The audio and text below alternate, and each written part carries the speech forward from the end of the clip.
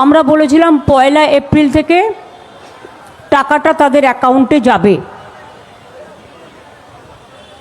কিন্তু কালকে আন্তর্জাতিক মহিলা দিবস আছে, তার উপহার হিসেবে আমরা 1 এপ্রিলটা একটু চেঞ্জ করে আজ থেকেই তাদের অ্যাকাউন্টে টাকা যাবে। যুবসাথী আর একটা ক্ষেত মজদুর যারা কৃষক, তাদের আমরা টাকা দিই 10,000 টাকা করে। যাদের 1 একরের বেশি জমি আছে, যাদের 1 কাঠাও জমি আছে, তারাও 4,000 টাকা করে পায়। কিন্তু ভাগচাষী যারা কোনোদিনই কিছু পেত না, তাদেরও আমরা 4,000 টাকা দেব বলে অ্যানাউন্স করেছিলাম।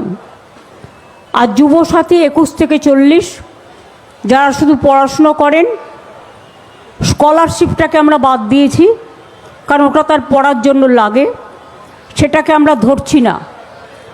বাদবাকি অন্য কোনো স্কিম না পেয়ে থাকলে তারা সকলেই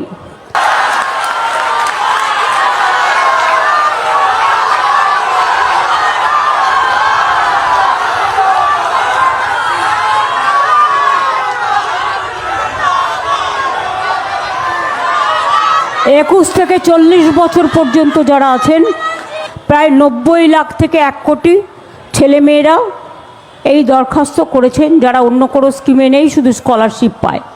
স্কলারশিপ কন্যাশ্রীকে আমরা ধরছি না, কারণ তাদের এটা প্রাপ্য পড়াশোনার জন্য।